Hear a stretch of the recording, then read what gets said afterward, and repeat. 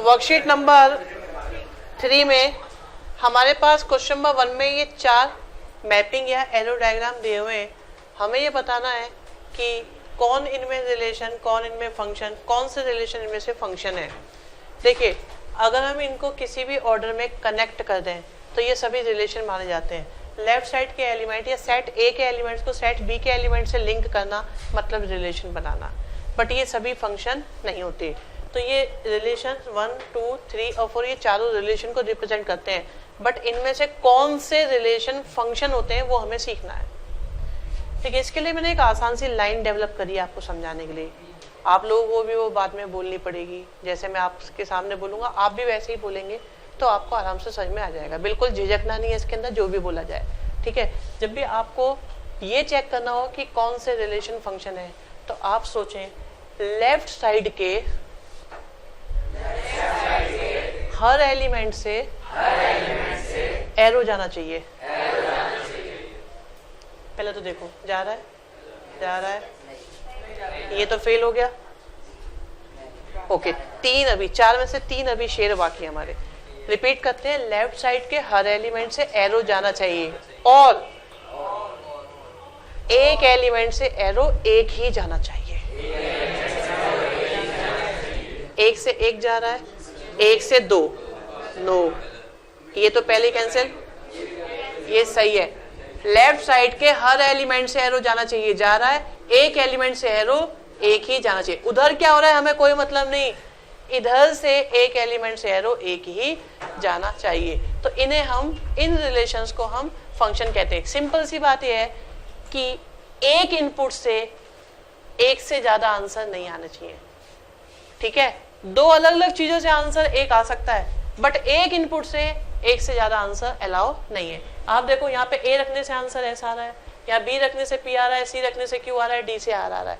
ऐसा कंफ्यूजन तो नहीं हुआ कि ए से कौन सा आंसर है, ये कि ये, जैसा कि यहाँ हो रहा है। यहाँ क्या हुआ, ए रखने से पी आएगा कि क्यू आएगा। ये कुछ ऐसा ही हो गया। अगर साइन 30 होता और आपसे कहते भी साइन 30 से 1 आएगा या हाफ आएगा, तो आप क्या लिखा करते क्वेश्चन में? कंफ्यूजन बढ़ जाता ना। इनफैक्ट क्वेश्चन कर नहीं पाते, आपको क्या पता एक आएगा कि हाफ आएगा। तो एक इनपुट से एक ही आंसर आना चाहिए, श्योर आंसर आना चाहिए। जैसे एक्स स्क्वायर की बात करते हैं, आप एक्स की जगह 2 लिखो तो 2 का स्क्वायर आंसर क्या आया, 4। कोई कंफ्यूजन तो नहीं है, सबकी आवाज एक, क्योंकि ये सही बात है। -2 लिखा, फिर से आंसर क्या आया, 4। अगर मैं ये कहता भाई 2 लिखने से हमें नहीं पता 4 भी आ सकता है, -4 भी आ सकता है, पता नहीं, तो गड़बड़ होती, तो उसे हम फंक्शन नहीं कहते। तो एक इनपुट से श्योर आंसर आपका रहना चाहिए, फिक्स आंसर, एक आउटपुट। ठीक है, अब ऐसा भी हो सकता है 4 चीजों से एक ही आंसर आ जाए, वो परेशानी नहीं है, बट इनपुट एक से एक ही आंसर आना चाहिए। इसलिए हम कहते हैं लेफ्ट साइड के हर एलिमेंट से एरो आना चाहिए, मतलब आंसर सबसे चाहिए और एक वैल्यू से एक ही आंसर चाहिए। समझ में आ गई बात? इन्हें हम फंक्शंस कहेंगे। सो आप first, A relation is a function, B relation is not a function, ये रिलेशन है बट फंक्शन नहीं है। C relation is not a function but D relation is again a function. Question number 2 में हमारे पास एक set given है ए, और ध्यान से देखें तो अब की बार यहाँ एफ लिखा हुआ है। इसका मतलब अब उन्होंने रिलेशन नहीं, डायरेक्ट फंक्शन प्रोवाइड कराया है, जिसमें कहते हैं फंक्शन डिफाइन हो रहा है फ्रॉम ए टू ए। अभी मैंने आपको बताया भी था कि मोस्टली क्वेश्चंस आपके सिंगल सेट पर चलेंगे, जिसमें डोमेन भी आपका ए रहेगा और को डोमेन भी ए रहेगा, मतलब सेम सेट पर वर्क करेंगे। और आने वाले क्वेश्चंस में हम लोग रियल नंबर्स के साथ ज़्यादा डील करेंगे, तो उसमें लेफ्ट में भी, डोमेन में भी रियल नंबर लेंगे और को डोमेन में भी रियल नंबर लेंगे। रेंज की बात बाद में आएगी। तो अब ये कह रहे हैं कि आपके पास एक फंक्शन है जो ए टू ए डिफाइन होता है। चलो एक काम करते हैं, आपको डिटेल में समझाने के लिए हम लोग एरो डायग्राम बना लेते हैं या इसकी मैपिंग बना लेते हैं। अब की बार ये कनेक्ट हो रहा है एफ के थ्रू, नॉट आर, क्योंकि फंक्शन प्रोवाइडेड है। ए यहाँ पर आएगा आपका डोमेन में और ए ही आएगा आपका को डोमेन में। ठीक है, बी केयरफुल बिटवीन को डोमेन एंड रेंज।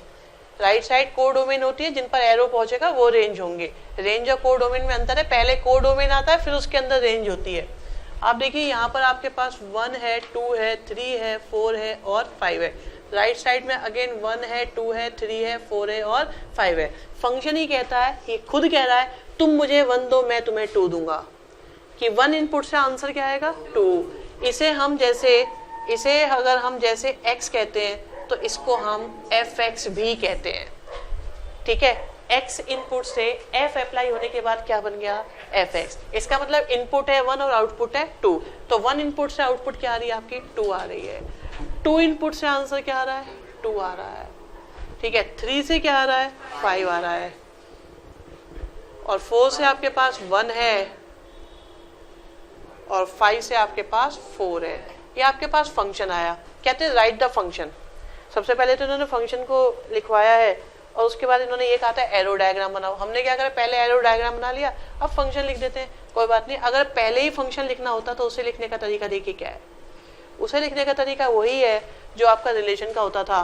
तो आप कह रहे हैं 1 इनपुट से आउटपुट है 2, 2 से आउटपुट है आपके पास 2, 3 से आउटपुट है आपके पास 5, और 4 से आउटपुट है आपके पास 1, और 5 से आउटपुट है आपके पास 4। देखने वाली बात यह है, थोड़ी देर पहले मैंने आपको एक लाइन बताई थी, उसे जरूर चेक करते रहो शुरुआत में, बाद में चेक करने की जरूरत नहीं है। लेफ्ट साइड के हर एलिमेंट से एरो जाना चाहिए, जा रहा है या नहीं, और एक एलिमेंट से एरो एक ही जाना चाहिए। राइट साइड में कुछ भी हो सकता है, 2 1 पे भी जा सकते हैं, 1 बच भी सकता है, वहां कोई प्रॉब्लम नहीं है। आप देखो वहां पे 1 और 2 से 2 पर जा रहा है, हमें कोई प्रॉब्लम नहीं है। वहां पर 3 पर एरो ही नहीं जा रहा, हमें कोई प्रॉब्लम नहीं है, क्योंकि हमारी सारी कंडीशंस लेफ्ट साइड पर ज्यादा अप्लाई हो रही थी। समझ में आ गया। अगर आपसे कहा जाए इसका डोमेन क्या है तो आप क्लियरली कह सकते हैं 1 2 3 4 5। आपसे कहा जाए को डोमेन क्या है तो अगेन इट इज 1 2 3 4 5। रेंज आपके पास है 1 2 और 4 5। तो जैसा आपको पहले समझाया था, उम्मीद है कि फंक्शन में भी आपको बात समझ में आ रही होगी। क्वेश्चन नंबर 3 में हमारे पास एक फंक्शन है जो कुछ अलग तरीके से लिखा हुआ है। fx equal to 4x minus 1 भी है, fx equal to 1 plus x भी है, fx equal to x square plus 9 भी है, बट साथ में कंडीशंस भी लिखी हुई हैं। fx equal to 4x minus 1 माना जाएगा अगर x की वैल्यू -3 और 3 के बीच में होगी। fx equal to 1 plus x माना जाएगा अगर x की वैल्यू 0 से स्टार्ट होकर 2 तक होगी। fx equal to x square plus 9 होगा अगर x की value greater than equal to 2 या लेस देन 5 होगी। तो ये अगर एक फंक्शन अलग अलग जगह डिफाइन होता है तो इसे हम पीस वाइज फंक्शन कहते हैं, क्योंकि इसे पीसेस में डिवाइड करा हुआ है अलग अलग कंडीशंस के लिए। डोमेन को भी ब्रेक कर दिया इन्होंने, -3 to 0, 0 to 2, 2 to 5। तो अलग अलग डोमेन के लिए अलग अलग फंक्शन डिफाइन हो रहा है, तो ये हमारा पीस वाइज फंक्शन है। फर्स्ट ऑफ ऑल इन्होंने ए पार्ट में पूछा है f4 निकालो।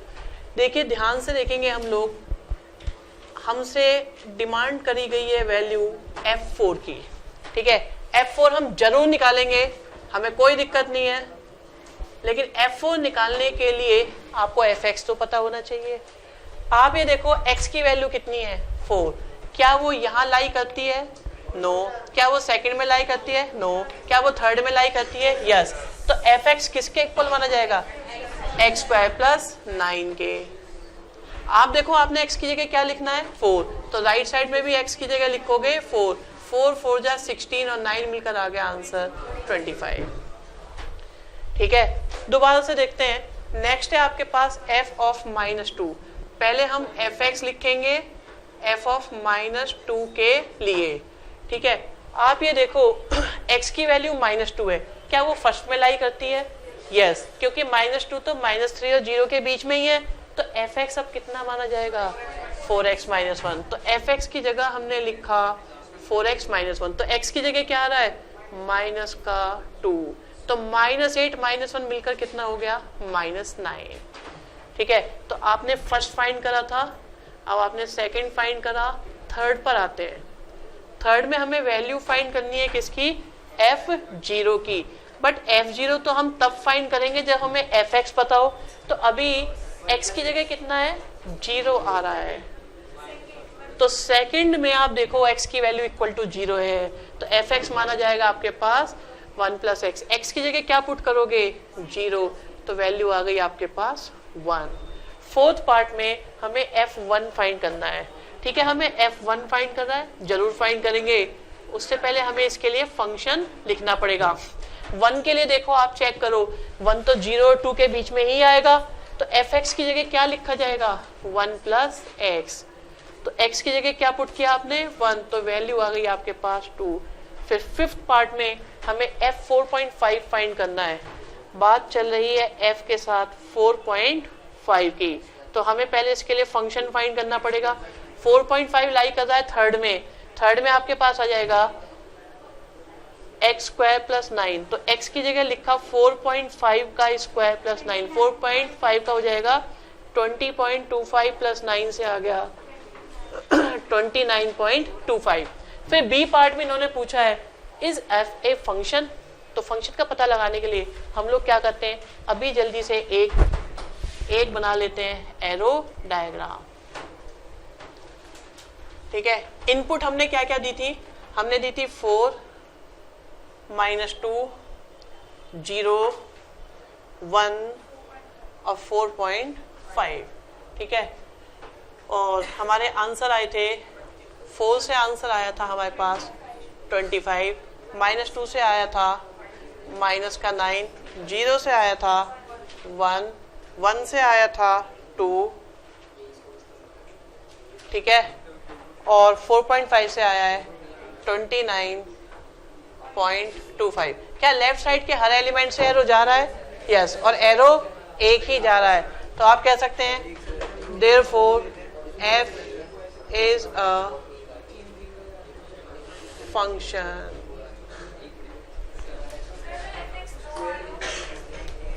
fx अगर दो भी हो सकते हैं, नहीं वो डिपेंड करेगा x की वैल्यूज के अकॉर्डिंगली। दो में तो दोनों निकालने पड़ेंगे, फिर दोनों निकालने पड़ेंगे। ठीक है, फोर्थ क्वेश्चन में हमारे पास एक सेट ए गिवन है, एक सेट बी गिवन है, साथ में एक एफ रिलेशन गिवन है। इन्होंने एफ को रिलेशन बोला है इसलिए हम रिलेशन सोचेंगे, अगर इन्होंने फंक्शन बोला होता तो हम फंक्शन सोचेंगे। ठीक है, जब रिलेशन होता है फंक्शन होता है, दोनों में अंतर होता है। तो अभी बात रिलेशन की जा रही है, तो इन्होंने कहा है कि चेक करो whether f is a relation from A to B और नॉट। तो हमने पहले ए बनाया और हमने एक सेट बी बनाया। आप देखो 1 कनेक्ट होगा 5 से, 2 कनेक्ट होगा 9 से, 3 कनेक्ट होगा 1 से, 4 कनेक्ट होगा 5 से और 2 कनेक्ट होगा 1 से। आप देखो सारे एक दूसरे से कनेक्ट हो रहे हैं, कोई परेशानी तो इसमें है नहीं। इसका हम ये कह सकते हैं therefore f is a relation from A to B। Question number 5 में हमारे पास एक रिलेशन है जिसमें ऑर्डर्ड पेयर है, सच दैट ये पेयर कैसे है, ये जो दूसरा वाला है y वो ट्वाइस ऑफ x है, x का डबल है, और दोनों ही नंबर बिलोंग करते हैं नेचुरल नंबर को। तो हमें क्या है, इस रिलेशन को शो करना है, दूसरा हमें डोमेन निकालना है, हमें रेंज फाइंड करनी है, और लास्ट में ये भी बताना है is this relation a function और नॉट। ओके, तो आप देखो अगर मैं x की जगह 1 लिखूं तो आंसर क्या आएगा 2, 2 लिखूं तो 4, 3 लिखूं तो 6, 4 लिखूं तो 8, 5 लिखूं तो 10, 6 लिखे तो 12, 7 लिखे तो 14, 8 से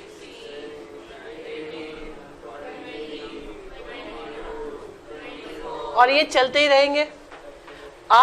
क्या आप ये कह सकते हैं कि ये रिलेशन है या नहीं? देखो लेफ्ट वाले भी सारे नेचुरल नंबर में आ रहे हैं, राइट वाले भी सारे नेचुरल नंबर में आ रहे हैं, इसका लिए रिलेशन है। Therefore R is a relation, R हो गया आपका रिलेशन। अब इसके बाद कहते हैं डोमेन निकालिए। देखिए लेफ्ट साइड में जिन जिन से एरो जाता है उन्हें हम डोमेन कहते हैं, तो सबसे ही जाएगा, तो इसका डोमेन हो गया ऑल नेचुरल नंबर। इसकी रेंज क्या है, आप देखो 2 आ रहा है, 4 आ रहा है, 6 आ रहा है, तो हम ये कह सकते हैं इसकी रेंज है इवन नेचुरल नंबर्स। तीसरी चीज, क्या ये रिलेशन फंक्शन है? तो तो आपको बताया था लेफ्ट साइड के हर एलिमेंट से एरो जाना चाहिए और एक एलिमेंट से एरो एक ही जाना चाहिए। तो आप कह सकते हैं yes given R is a function.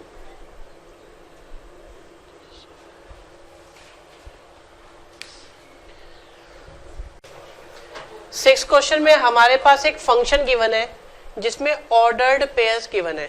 साथ में इन्होंने कहा है जो फंक्शन है हमारा वो ax प्लस बी है। ठीक है, तो कहते हैं a और b की वैल्यू निकालो। क्वेश्चन को देखिएगा ध्यान से। यहाँ पर देखो जो फर्स्ट वैल्यू होती है वो हमेशा x की होती है और दूसरी वैल्यू जो होती है y की होती है। y का दूसरा नाम fx भी होता है, बताया हुआ है मैंने आपको ये। तो आप देखो, आप x की जगह अगर 1 लिखोगे तो आपको fx की जगह क्या लिखना पड़ेगा 1। अगर आप x की जगह 2 लिखोगे तो fx की जगह लिखोगे आप 3। x की जगह 0 लिखोगे तो fx की जगह -1। x की जगह -1 तो fx की जगह -3। पहले वाली वैल्यू को लिख लेते हैं। तो fx की जगह देखो, x की जगह हमने 1 लिखा तो fx की जगह आ गया 1। फिर मैंने x की जगह 2 लिखा तो fx की जगह क्या आएगा 3 आ जाएगा। अब माइनस करा इसमें से इसको, तो आप देखो ये माइनस करेंगे तो a बचेगा वहां से 2। अगर a की वैल्यू पुट करी तो b इक्वल टू कितना आया -1। एक चीज क्वेश्चन तो हो गया, हमारे पास a की वैल्यू भी आ गई और b की वैल्यू भी। सोचो अगर मैं ये लिख देता, अगर मैं x की जगह 0 लिखता तो fx की जगह क्या लिखना पड़ता। अब देखो कितनी जल्दी आंसर आता। समझ में आ गया।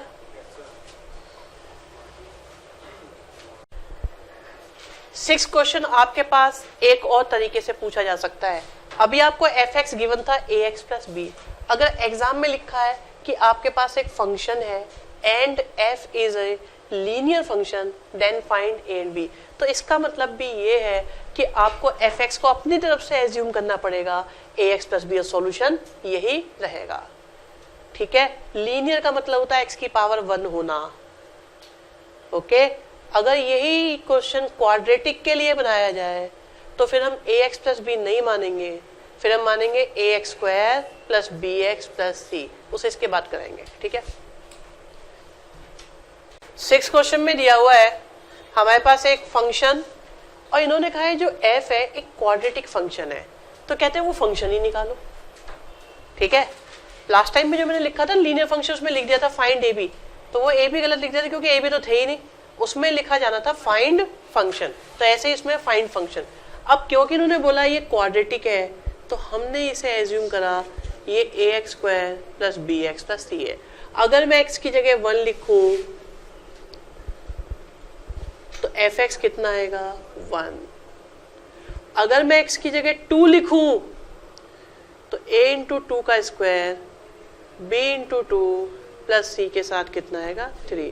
तो ये कितना हो गया 4a 2b प्लस c किसके इक्वल 3 के। और अगर मैं x की जगह 0 लिख दूं तो a into 0 b into 0 plus में c और fx की जगह आएगा -1। तो c की वैल्यू तो -1 आ गई। अगर c की वैल्यू को हम, ठीक है, अगर c की वैल्यू को हम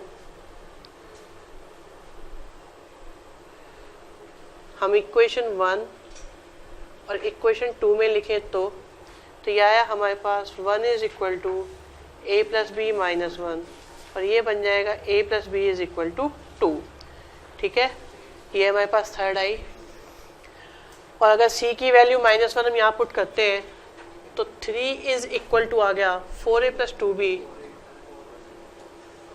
और -1, तो 4a प्लस 2b 4 से आ गया 2a प्लस b इज 2। तो 2a प्लस b आ गया और a प्लस b आपके पास में कितना है 2 है। ठीक है, तो a की वैल्यू कितनी आ गई 0 आ गई।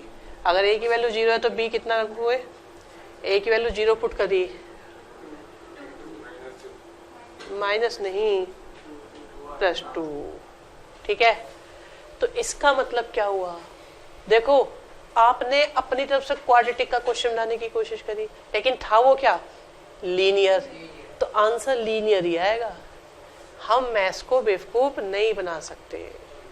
उसने क्या करा, बोले ठीक है तुम मुझे क्वाड्रेटिक मान लो, चाहे तुम मुझे कुछ और मान लो।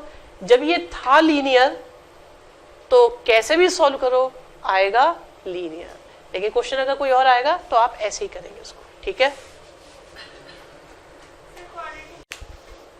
7th क्वेश्चन में f एक सबसेट है z क्रॉस z का। इसे समझने की जरूरत है कि z क्रॉस z का मतलब है कि हमने दो सेट्स का प्रोडक्ट करा जिसे हम बोलते हैं कार्टेशियन प्रोडक्ट। इसका मतलब दुनिया के सारे इंटीजर को कंबाइन कर दिया हमने पेयर की फॉर्म में दुनिया के सारे इंटीजर्स के साथ।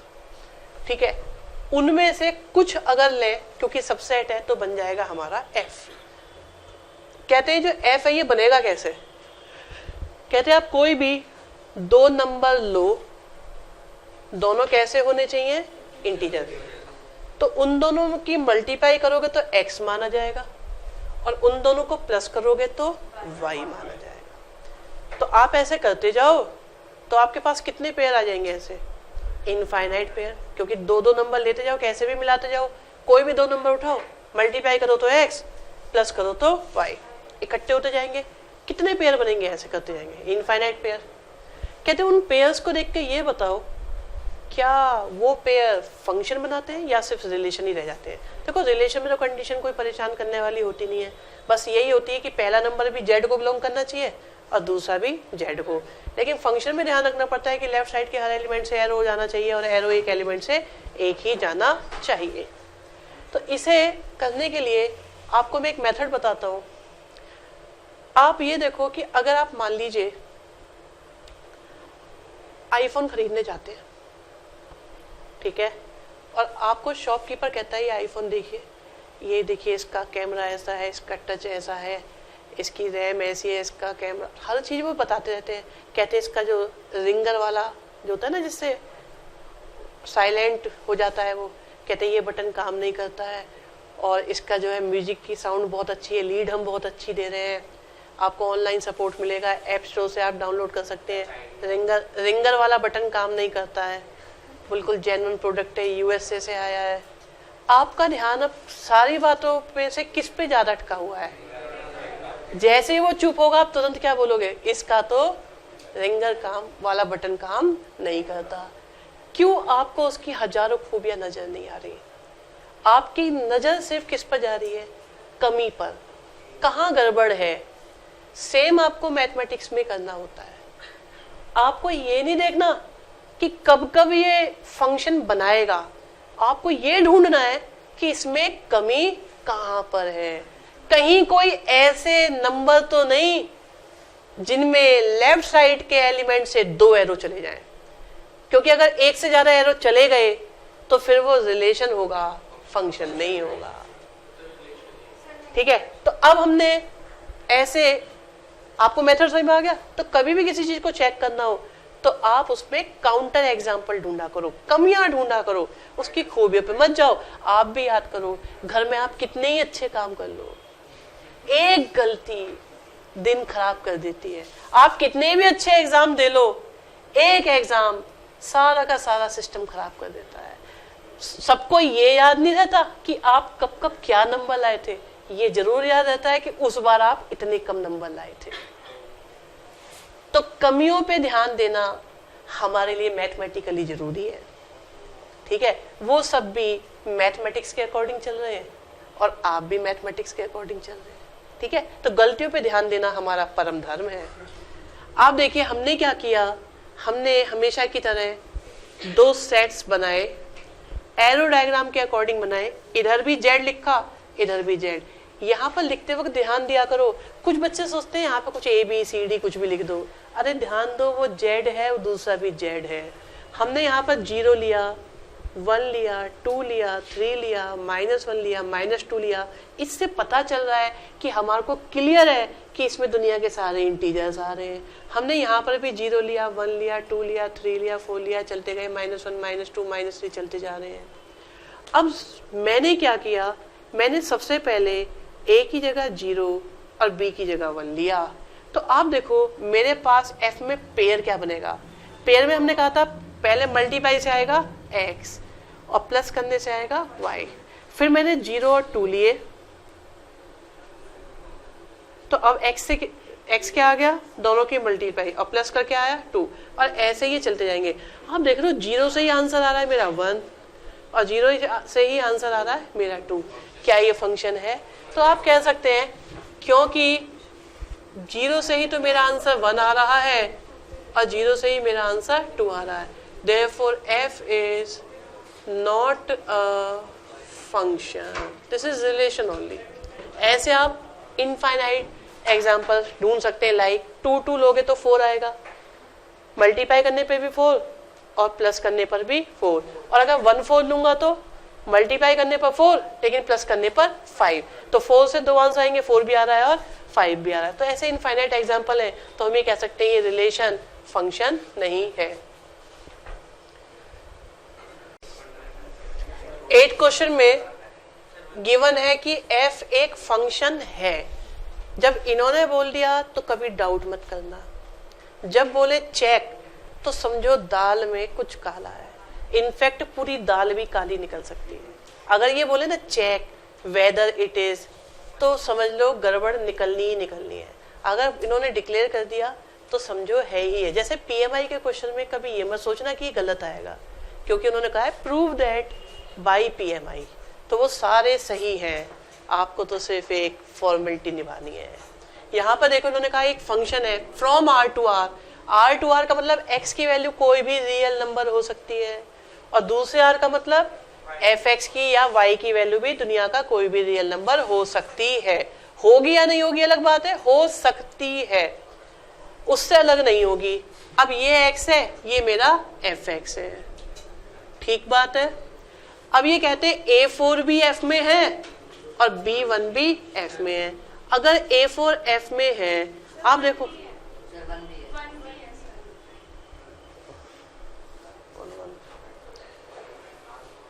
1 भी ओके, मुझे लगा आप ये बोल रहे हो 1 भी है। अब मैं कह रहा 1 भी कहाँ पर है, 1 भी है 1 भी है। देखिए ये जो आपके पास लिखा हुआ है यहाँ पर आप देखें तो fx कितना लिखा हुआ है, 3x माइनस 5, ठीक है। अब देखो x की जगह मैं क्या लिखूं, अगर a तो fx कितना आएगा 4। ऐसा करने के बाद हमें मिलेगा सुकून, क्योंकि a की वैल्यू आ गई है। तत्पश्चात आप x की जगह लिखो 1, तो fx की जगह आएगा b, तो fx की जगह आ गया b और x की जगह लिखा हमने 1, तो ये बन गया 31 माइनस 2। तो आपके पास अब a भी है।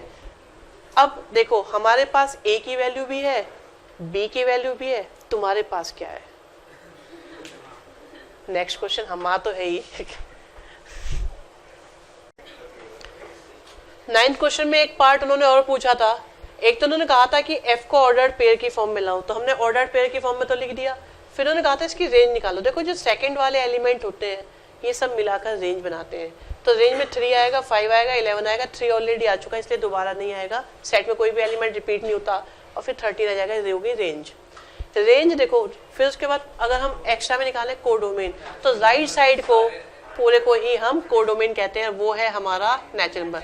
आप देखो ये जो लिखा होता है हमेशा डोमेन होता है, और ये जो लिखा होता है वो हमेशा कोडोमेन होता है। कोई भी गलती से इसे रेंज नहीं सोचेगा।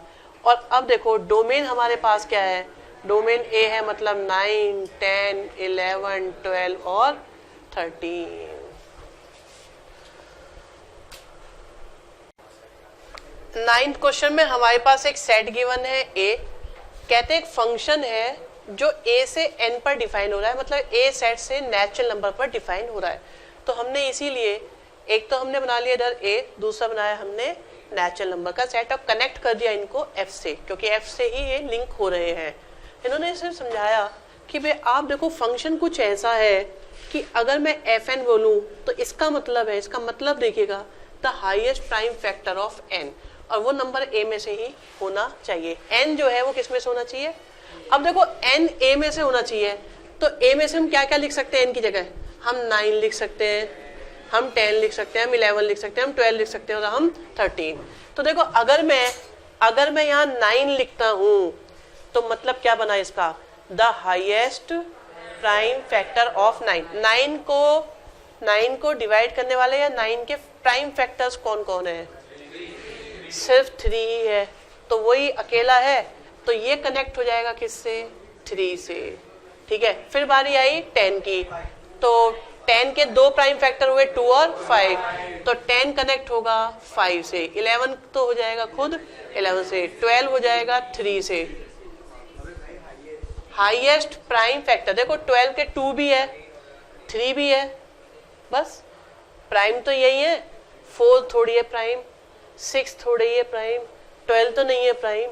प्राइम कौन कौन है, 2 और 3। भाई 2 है, 3 है, 3 के बाद कौन आता है प्राइम, 5 तो नहीं है, 7 आता है नहीं है, 11 आता है नहीं है, बात खत्म। 13 के लिए क्या आएगा, 13।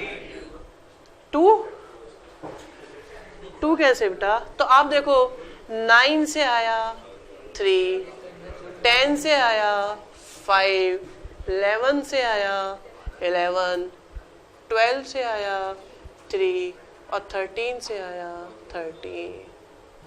ठीक है।